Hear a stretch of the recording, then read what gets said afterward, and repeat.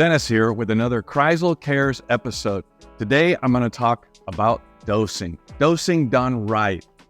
We use Dosatron. That's who we support. Dosatron is a fantastic, easy to use dosing unit to measure out your flour foods. So you get your Dosatron, it arrived looking like this. I'm going to open it up for you and show you how easy it is to set up. It's pretty much a plug-and-play system. Very, very easy. I think the name is the most intimidating part, Dosatron, right? It sounds complicated. All right, that's it. I'm gonna pull it out. Now, if I had a wall here to mount it to, you see here, it's just a bracket and it has 2 screw holes. You're gonna take a drill 2 holes, put a screw, or put your inserts in there and put 2 screws in there, and it's mounted on a wall. It can be mounted to a dolly. It can be mounted really anywhere.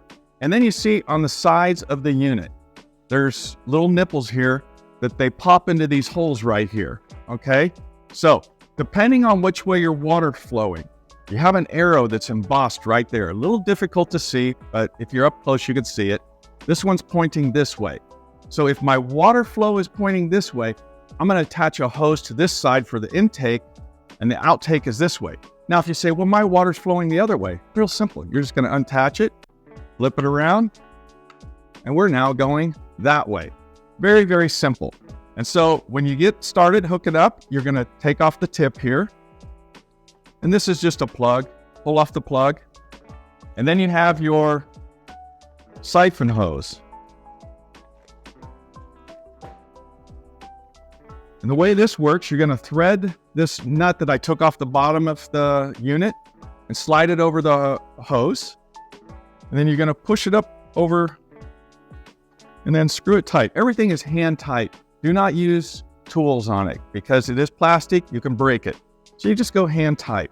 And it is important that that piece gets tight because sometimes if your machine's not pulling up solution, it might need a new recut. So you pull that off, give it a cut, put it back on, and a lot of times it'll go back to working just fine. So then you're gonna take this out, and then you have your filter right here. And this goes in the bottom to keep any impurities that might be in a jug. And it's weighted, so it'll drop down inside of your container. So here I have a can of Professional number 2 hidden behind the tree.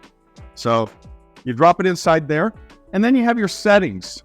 Okay, so this particular product is set at 100 to 1. And the unit, as you can see, is set at 100 to 1. Right there on this twists up and it twists down. This unit will run all of our liquids. It's just a matter of knowing the rate and adjusting it down to whatever you want. And you line it up to right there, and that is at 100 to 1. Drop it inside. Here you have a purge button. So when you first start, the unit will start clicking. And as it's clicking, just go ahead and do this. And when it starts to spit out a little water, you know that you've pushed out the air. You can stop, and you'll see the solution working its way up the hose. And then once we're inside the unit, now you're ready to start filling buckets. But you want to run it until you see the solution come all the way up in there, and then you'll start to see some foaming. Our product foams when you apply it. So, and then the hoses, we supply 2 hoses. One is double female. So you don't have to hard pipe it in. A lot of times plumbers will like to use copper or things like that. Metal and flour food do not mix. So don't use metal.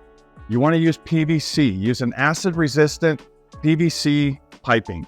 Okay, so these are acid-resistant hoses. You don't want to just use any old garden hose because it's a very acidic product and it'll pull pollutants out of the hose and you'll get some funky odors.